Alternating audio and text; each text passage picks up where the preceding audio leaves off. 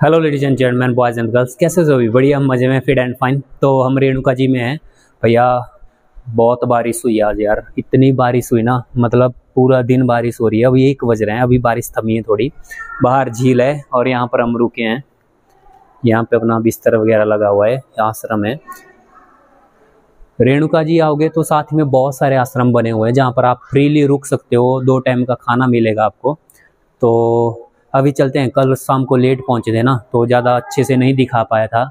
बहुत कुछ है यहाँ के बारे में बताने के लिए कि कैसे इस जो झील है, जो इसे हम रेणुका झील कहते हैं, इसका नाम रेणुका झील कैसे पड़ा। पहले इसको जो है वो राम सरोवर कहा जाता था और बहुत सारा इतिहास जुड़ा हुआ है, हमारी पौराणिक कथाएं इससे जुड़ी हुई है।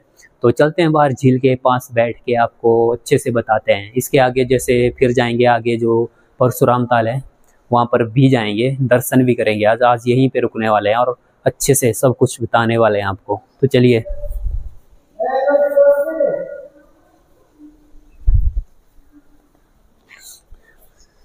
मौसम फिर से खराब होने वाला है, तो जब तक मौसम साफ है तब तक हम अपना काम निपटा लेते हैं।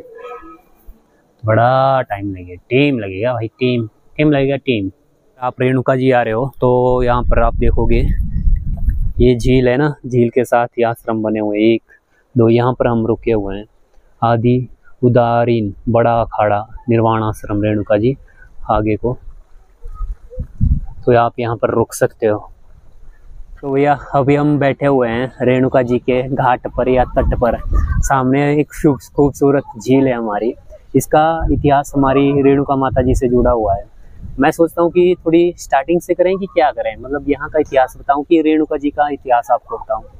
देखिए, स्टार्ट करते हैं रेणुका जी के कि रेणुका जी का जन्म कहाँ पे हुआ। तो पूरी जो कहानी स्टार्ट होती है वो होती है महाराष्ट्र के विदर्भ क्षेत्र से। विदर्भ क्षेत्र, महाराष्ट्र के विदर्भ क्षेत्र का उस टाइम राजा हुआ करता था या शासक हुआ करता था प्रसेनजीत उस टाइम समय के बहुत प्रसिद्ध राजा हुआ करते थे और उनकी जो है 3 बीवियां थी। प्रसेनजीत थे वो अपनी संतान प्राप्ति के लिए बहुत दुखी थे, उनकी कोई संतान नहीं हो रही थी। तो उनके पुरोहितों ने उनको एक पवित्र अग्नि यज्ञ करने की सलाह दी। फिर उसके बाद जो प्रसेनजीत जी के द्वारा एक अग्नि यज्ञ करवाया गया और उसमें जो है एक मतलब सोने के समान चमकती हुई एक शिशु का जन्म हुआ, एक बच्चे का जन्म हुआ जो रेणुका जी थी। और जब रेणुका जी का जो बचपन था वो बहुत ही लाड प्यार से हुआ था, लेकिन रेणुका जी जो थी वो आध्यात्मिक रूप से बहुत स्ट्रांग थी, मतलब आध्यात्मिक रूप से बहुत उन्नत थी। बचपन में उन्होंने बहुत सारी विद्याएं जैसे यज्ञ करना, ध्यान, पूजा पाठ, ये सब चीज़ें सीख ली थी। तो नेचुरल सी बात है कि रेणुका जी जो थी वो किसी की गर्भ से पैदा नहीं हुई थी, वो जो है वो ये अग्नि से पैदा हुई थी। तो उसके बाद जैसे जैसे उनका बचपन बीतता है तो उसके बाद वो वयस्क होती है, उनकी शादी की उम्र होती है। तो उसमें प्रसेनजीत जो है वो सबसे ज़्यादा मानते थे ऋषि अगस्त्य को। ऋषि अगस्त्य ने जो है उनको रेणुका जी की शादी जो है वो ऋषि जमदग्नि से करवाने की सलाह दी। ऋषि जमदग्नि जो थे वो भृगु महर्षि जी के वंशज थे। भृगु महर्षि वही थे जो सप्तऋषियों में से एक थे और बहुत उनके क्रोध के लिए जो उन्हें जाना जाता था। तो फिर जब जमदग्नि जी को जो है रेणुका जी के शादी का प्रस्ताव दिया गया, तो जमदग्नि जी को लगा कि जो रेणुका है जो एक रानी है, महलों में पली है, तो वो आश्रमों में सरवाइव नहीं कर पाएगी, तो इसलिए उन्होंने मना कर दिया। तो फिर इसके लिए रेणुका जी को एक परीक्षा देनी पड़ी। उन्हें जो है कुछ दिनों के लिए आश्रम में रहना पड़ा। आश्रम के नियमों के अनुसार, वहाँ के जो रहन सहन है उनके अनुसार रहना पड़ा और इसमें जो है रेणुका जी बिल्कुल खरी उतरती है। तो फिर उसके बाद जो है रेणुका जी की शादी ऋषि जमदग्नि जी से हो जाती है और उनके जो है 5 पुत्र 1 पुत्री होती है। और जो परशुराम जी होते हैं वो इनके सबसे छोटे पुत्र होते हैं। ऋषि जमदग्नि और रेणुका माता जी यहाँ पर रुकते हैं और यहाँ पर तपस्या होती है उनकी। तो यहाँ पर एक राक्षस बोल सकते हैं या दुष्ट बोल सकते हैं वो हुए, जिनका नाम था शस्त्रार्जुन। पूरी कहानी क्या है कि ऋषि जमदग्नि जी के पास जो थे एक गाय थी कामधेनु, जो उन्हें भगवान विष्णु जी के द्वारा दी गई थी। तो उसे पाने के लिए शस्त्रार्जुन जो है वो ऋषि जमदग्नि को कहते हैं कि इसे वो उन्हें सौंप दे, लेकिन जमदग्नि जी ने कामधेनु गाय को देने से मना कर दिया। उन्होंने कहा कि ये जो गाय है वो मुझे भगवान विष्णु जी के द्वारा दी गई है, अगर मैं इसे तुम्हें दे दूंगा तो वो हम मुझसे नाराज हो जाएंगे। तो फिर इस पर जो है वो सहस्त्र अर्जुन जो है वो क्रोधित हो जाते हैं और वो जमदग्नि जी की हत्या कर देते हैं, मतलब उन्हें मार देते हैं। और उसके बाद जो है वो माँ रेणुका जी को भी का भी अपहरण करने जाते हैं, लेकिन माँ रेणुका जी जो है अपनी इज्जत को, अपनी जो बोलते हैं ना खुद को बचाने के लिए इसी लेक में जो है वो जल समाधि ले लेती है और इसी में जो वो लीन हो जाती है। तो ये जो लेक थी ना, इसका नाम पहले राम सरोवर हुआ करता था। फिर जब माँ रेणुका जी जो है इसमें लीन हो गई, इन्होंने समाधि ले ली, तो इसके बाद इसका नाम जो है वो रेणुका झील पड़ा। और उसके बाद जो है ये झील धीरे धीरे जो एक लेडीज बोलते हैं ना, एक महिला, एक लेडीज का रूप आकार लेने लगी।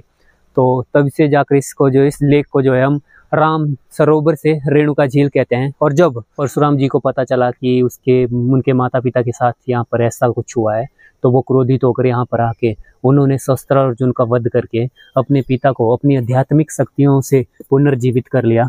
और उसके बाद उन्होंने अपनी माता से इस झील से बाहर निकलने के लिए आग्रह किया। के बाद जो है साल के एक दिन, एकादशी के एक दिन पहले जो है परशुराम जी अपनी माता जी से ही मिलने के लिए यहाँ पे आते हैं।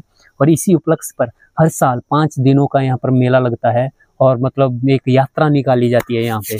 हम तो नहीं आए उस मेले में, लेकिन हम चाहते हैं कि आप लोग इस मेले को जरूर अटेंड करें। और भैया जो ये प्रकृति के बीच में जो झील है ना, मतलब बड़ी खूबसूरत लेक है यार, मजा आ गया। इसलिए हमने सोचा था, वैसे हम आज निकलने वाले थे, लेकिन हमने सोचा यहाँ पे रुक लेते हैं, आधा दिन मजा ले लेते हैं, एंजॉय ले लेते हैं, क्योंकि अच्छी इतनी खूबसूरत जगह है, प्रकृति के बीच में है, तो थोड़ा एंजॉय लेना बनता है भैया, ठीक है। ये जो है वो माता रेणुका जी और परशुराम जी का मंदिर है। मेन जो मंदिर है वो यहाँ पे है और सामने है परशुराम ताल। जूते वगैरह उतार दिए हैं, अभी अंदर मंदिर पे चलते हैं। ये मंदिर की एंट्री है, अंदर मंदिर में दर्शन करते हैं माता रेणुका जी के। तो अभी मैं माता रेणुका जी के मंदिर के अंदर हूँ और ये माता जी का मंदिर है, माता रेणुका माता का मंदिर, कर लो दर्शन।